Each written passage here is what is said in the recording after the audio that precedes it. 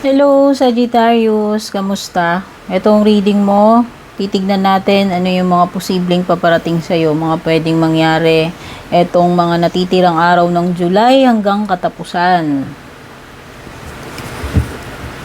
I'm Purple Teen para sa mga bago dito. Please don't forget to subscribe, like, or follow. Maraming salamat sa mga loyal, mga matagal nang sumusuporta, taga-subaybay natin sa YouTube and Facebook.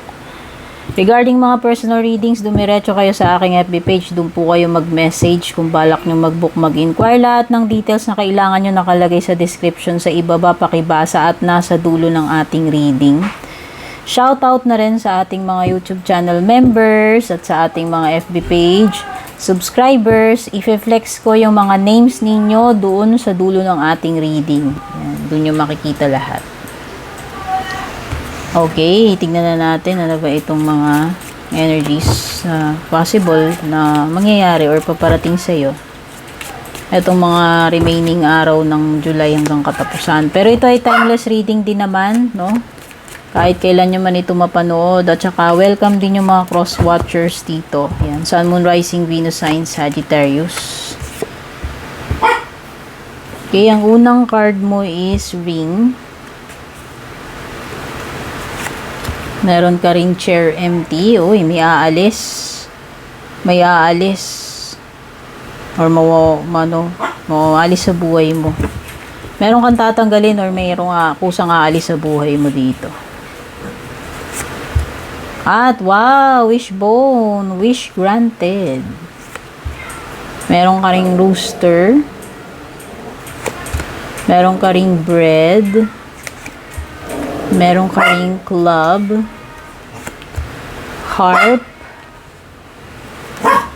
meron kang skull, at box. Meron bang malapit ng ikasal? Kasi may marriage dito. Yan, ikaw man ito or kakilala family member, baka ikaw mismo. Merong kasalan na magaganap ngayong July. Ayan o, a marriage will take place. Ikaw man yan, family member, kakilala. O kung hindi man ikaw yung ikakasal, pwede ka mag-abay, ninong-ninang, etc. Or partnership, hindi lang ito about kasalan. Basta meron dalawang magiging magkasama dito, like a joint project. Ayan, pwedeng mga projects, joint project, collaboration, partnership, pwedeng business, pwedeng romantic. Yan. Hindi man kasal, ito ay commitment. Pagpasok sa commitment, no? Or partnership.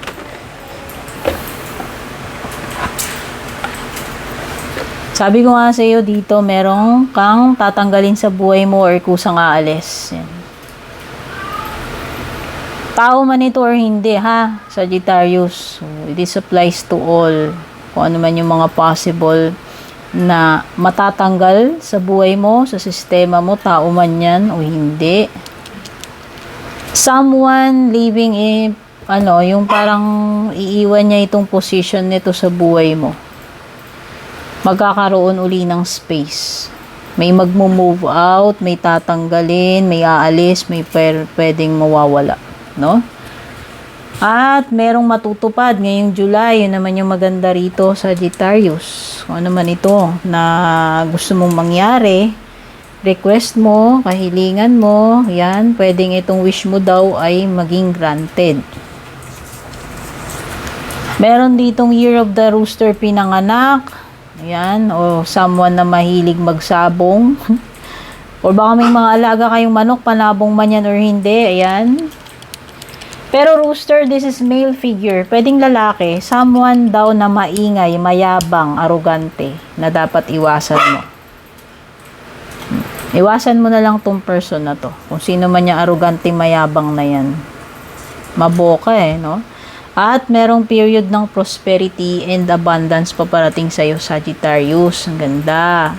Period ng kasaganaan, mga blessings na darating, yung period na bastante, hindi ka kinakapos sa mga pangangailangan mo, no? Sa pagkain man yan, etc. Andyan yung mga needs mo na namimit, binibiyayaan ka.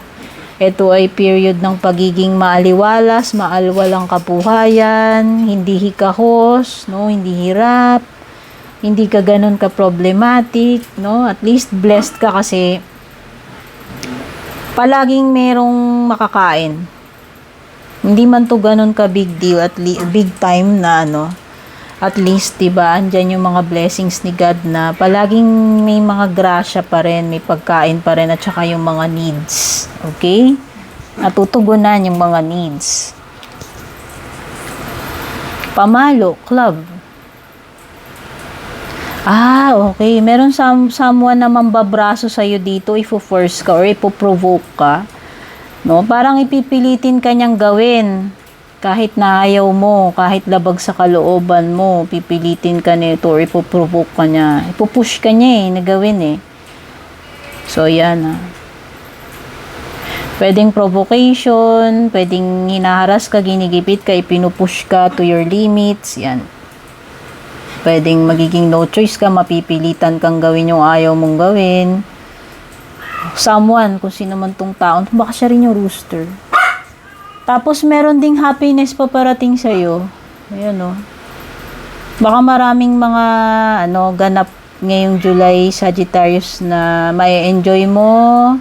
Like, family outings, or dates, or going out with friends, or mga activities na magbibigay sa iyo ng fun, enjoyment, or happiness.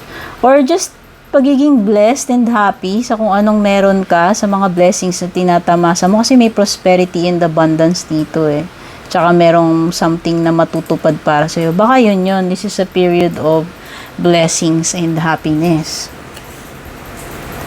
May mga bagay na pwede mo ikapahamak dito, Sagittarius, no? Sinasabi ng skull. To be specific, mga secrets. Especially ikaw, kung meron kang mga tinatago sa sarili mo, kinikim-kim. Dapat pwedeng wala kang pinagsasabihan itong bagay na to, pero pwedeng ito yung magiging mitya ng iyong kapahamakan. So, mag-ingat sa mga ganito. Merong mga unforeseen dito may mga nakatago Pwedeng hindi ka aware, hindi mo nalalaman. O kaya may mga secret, whether this secret is secret mo or may mga taong may sinisikreto sa'yo. May matatanggap ka talaga. Ayan, ang ganda. Meron ka ditong, you will receive a gift. Wish na matutupad, mga grasya, abundance. Ang dami mong blessings at saka happiness. Ayan, happiness, no? So, ayan, ang ganda ng mga tatamasain mo ngayong July. O baka talagang literal na regalo ito. Kasi kung merong ikakasal, kung ikaw yung ikakasal, syempre maraming regalo. Pero kung hindi naman ito yung about mga regalo sa kasal, basta meron ka lang marireceive, material man ito o hindi. Okay? Basta may marireceive ka na maganda.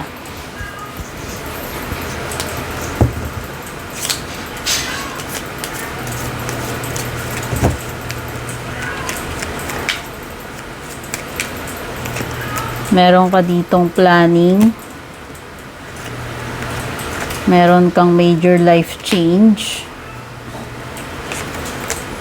Meron ka ring achievement. Meron kang twist and turns. Meron kang nature.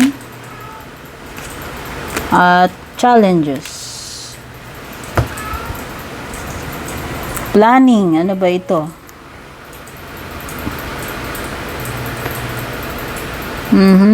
Wow, maganda. May mga magagandang bagay, returns or gains pagdating sa financial.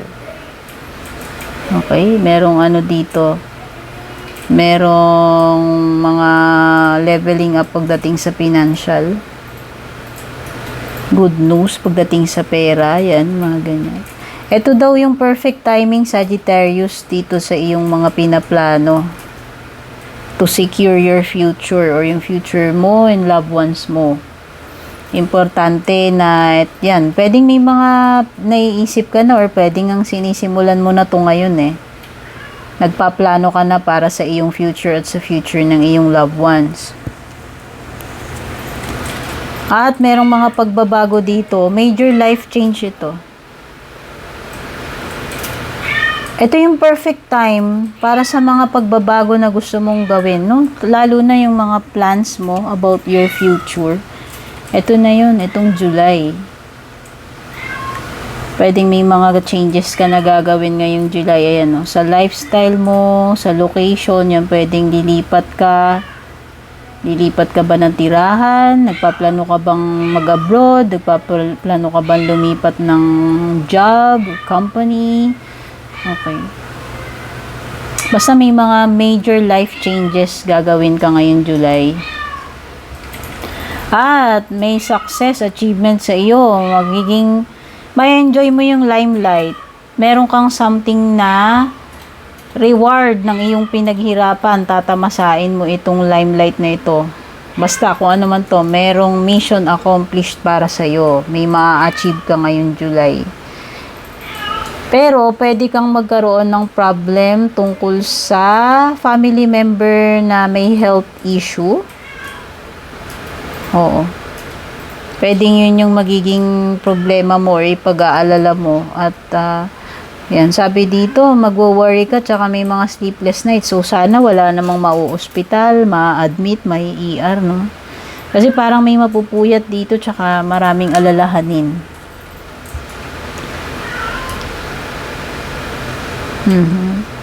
Merong binabanggit dito about plans, pero hindi lahat ng plans mo, Sagittarius, ay magwo-work. Yun lang yung sinasabi. Kasi parang merong mga unexpected na pangyayari dito na kahit no matter pinagplanuhan mo yan, pwedeng may mga changes eh. Ito yung mga aberya, yung mga unexpected na pwedeng mangyari. Okay? Oo, tama yun, may mga plano ka, pero wala sa plano. Kung ano man itong mga paparating na iba sa'yo, wala to sa plano mo. Ayan, no, may mga changes tsaka interruptions that will surround you. At make sure daw na habang may chance ka, magpahinga ka. Magpalakas ka, magpahinga ka na magpahinga. Kasi merong mga paparating na unexpected na aberya. Kaya nga may mga pagpupuyat dyan, baka may biglang magkakasakit sa inyo. Diba? At syempre, may na-hospital yan. Syempre, puro puyat, no? Meron ditong nature.